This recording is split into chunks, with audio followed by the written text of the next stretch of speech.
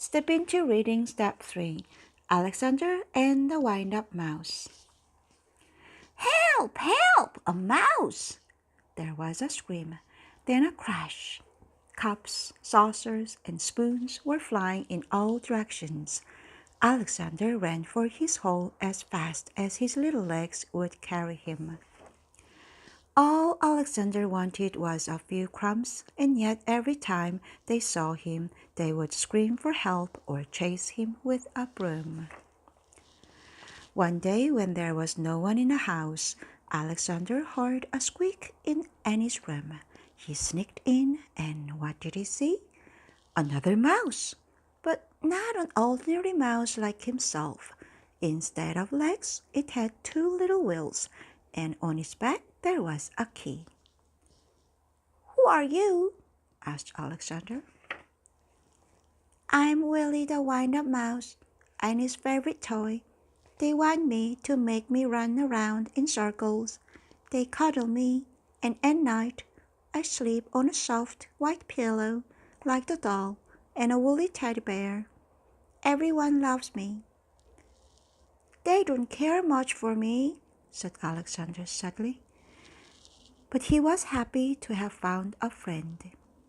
"Let's go to the kitchen and look for crumbs," he said. "Oh, I can't," said Willie. "I can only move when they wind me, but I don't mind. Everybody loves me." Alexander, too, came to love Willie. He went to visit him whenever he could.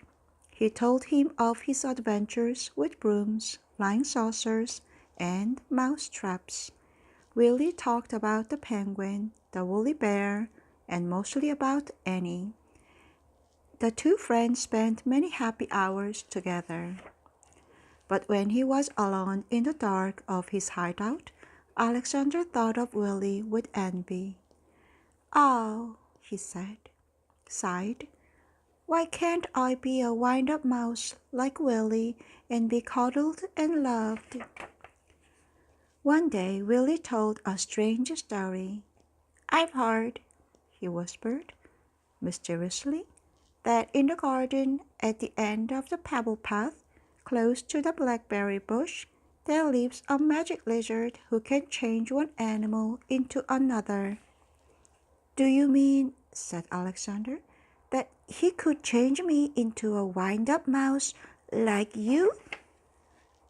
That very afternoon Alexander went into the garden and ran to the end of the path. "Lizard, lizard," he whispered, and suddenly there stood before him, full of the colors of flowers and butterflies, a large lizard. "Is it true that you could change me into a wind-up mouse?" asked Alexander in a quivering voice. "When the moon is round," said the lizard, "bring me a purple pebble." For days and days Alexander searched the garden for a purple pebble. In vain.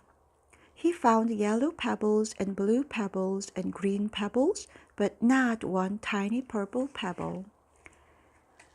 At last, tired and hungry, he returned to the house. In a corner of the pantry, he saw a box full of old toys, and there, between blocks and broken walls, dolls, was Willie. "What happened?" said Alexander, surprised. Willie told him a sad story. It had been Annie's birthday.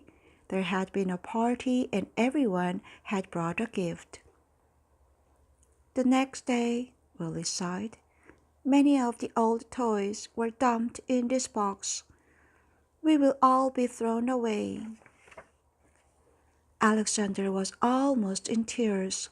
Poor, poor Willie, he thought, but then suddenly something caught his eye. Could it really be? Yes, it was. It was a little purple pebble. All excited, he ran to the garden, the precious pebble tied in his arms. There was a full moon. Out of breath, Alexander stopped near the blackberry bush. Lizard, lizard in a bush, he called quickly.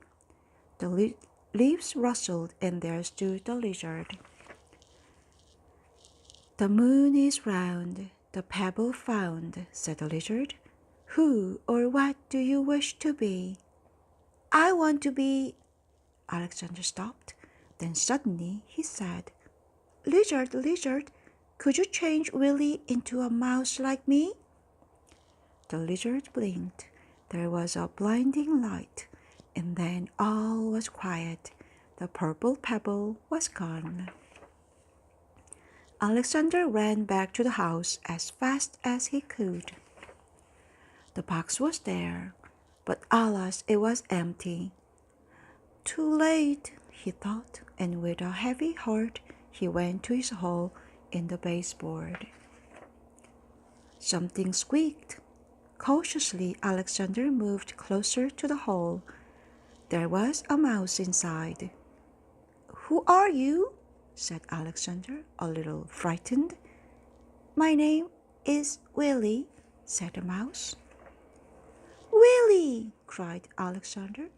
The lizard did it! He hugged Willie, and then they ran to the garden path, and there they danced until dawn. Bye! Thank you.